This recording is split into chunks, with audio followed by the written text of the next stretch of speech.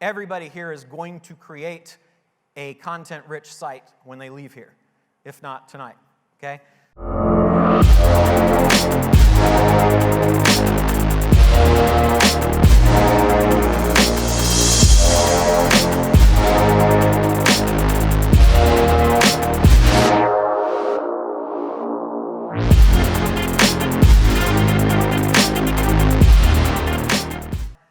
How to rank on page 1 for hundreds of keywords for a single blog post. Because one of the biggest challenges when we talk about all this content stuff, and when I first started getting into it, was I can't create that much content, right? I think BuzzFeed and Upworthy are producing like 4,000 pieces of content a month. I mean, are insane amounts of content. So instead of, it's all about leverage, right? A lot of our business growth has been just how do we leverage things. So having strategies where we don't have to produce a ton of content, but we can get a big bang for that, that's really important. The other thing is, what can we do to get more and more benefit out of the content that we do produce? So we call it viral lift, right? And Buzzworthy calls it viral lift as well. How can we get a piece of content to be shared by as many people as possible? And then the third thing is, what we've been able to do, and what we're going to show you how to do, is we've been able to put all of this together with the pixeling that Ryan talked about to generate effectively for associated interests, which is owns all the properties, the makeup tutorials and survival life and all, to figure out what the revenue per pixel is. So we have a revenue per pixel that averages about 33 cents per visitor. So for every organic visitor that we can get to come to those sites, we're making 33 cents. It costs us about 5.2 cents, okay? So that's 28 cents profit for everybody that we can get just to show up.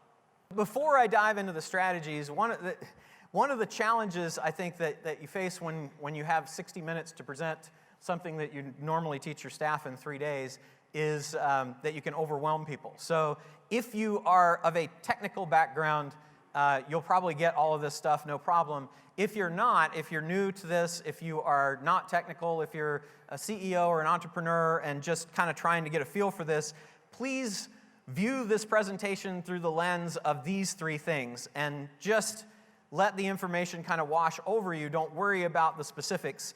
You can find somebody to do it for you.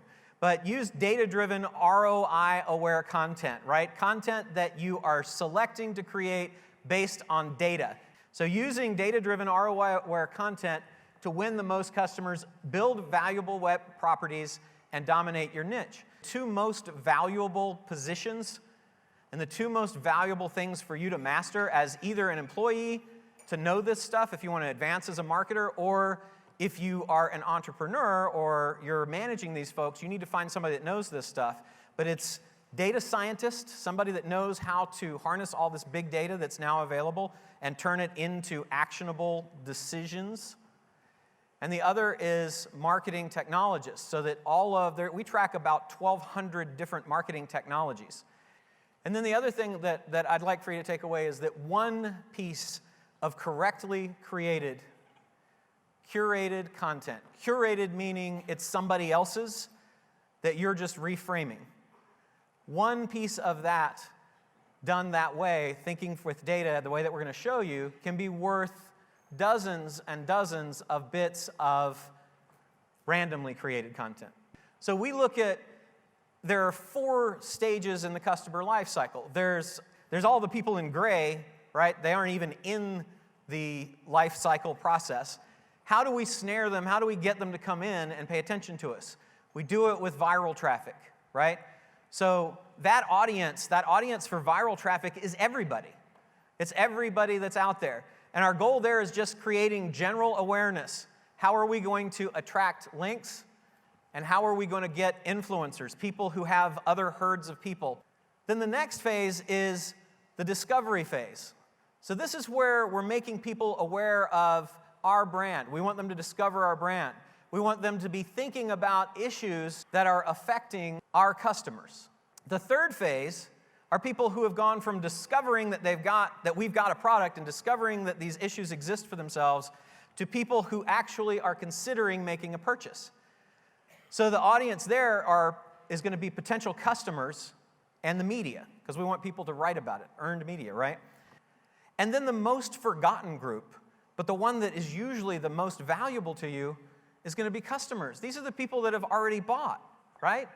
So these existing customers, if you can give them content that will increase their satisfaction, increase stick, so they'll stay around longer, and then teach them how to consume the products that they've already bought, that's the kind of content you want to create for those people. Okay, so now let's get into the strategies. These are the tactics, right? So create search query-driven content. 50% of the content that we're creating for our niche sites is based on this. So we use a tool called SEMrush. This is scanning millions and millions and millions and millions of sites and millions of queries to get this information. This is big data, which I never could figure out what the hell big data meant. Big data is just a bunch of data, right? Okay.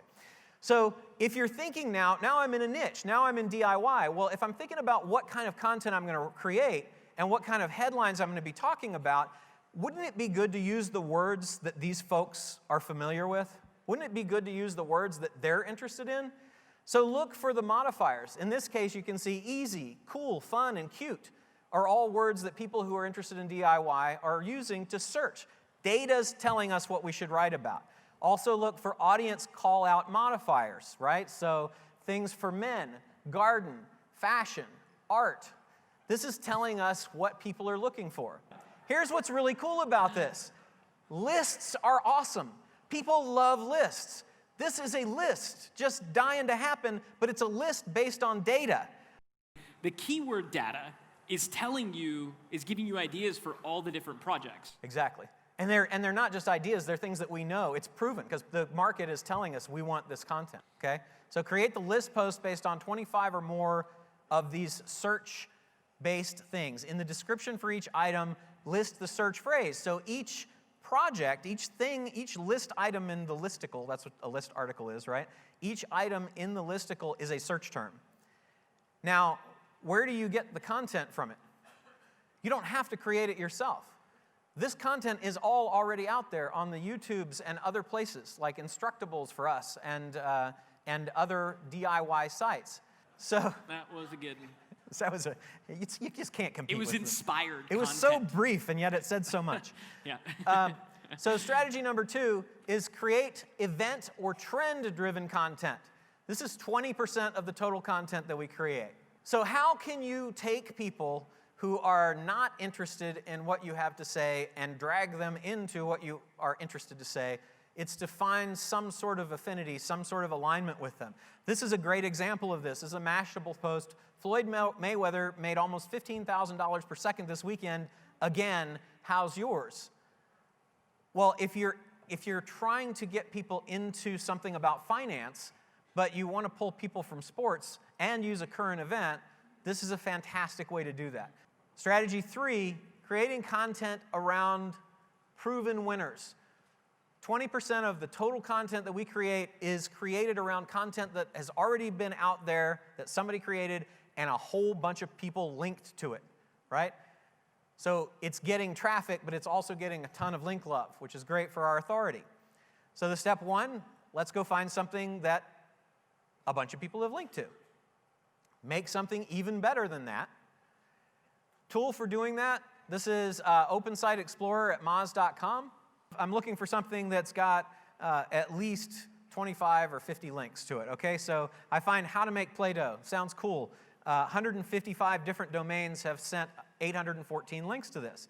So I take a look at the article, and it's cool, right? It's neat, it's got a good picture, but I think I can make it better. We can improve the design. We can add more photos. We can make it an infographic. We can make it a hand-drawn infographic. And as you'll see later, infographics get shared more than anything else. It's 6 years old. Clearly, Play-Doh creation technology has evolved quite a bit in 6 years. Obviously. Yes, so this needs to be updated. Yeah. A lot of innovation coming from the foot cheesemakers society. The feet cheesemakers, yeah. Yes. You wouldn't see the tie-in, but it's there. We can increase the length. If it's a 10-thing thing, we can make it a 99-thing. Remember that more is better in the eyes of the share world. Make it more in-depth. We can add video. We can add pictures. We can add do's and don'ts. We can compare different kinds of Play-Dohs. We can say, this is what happened when I burned my Play-Doh that I made. Bye.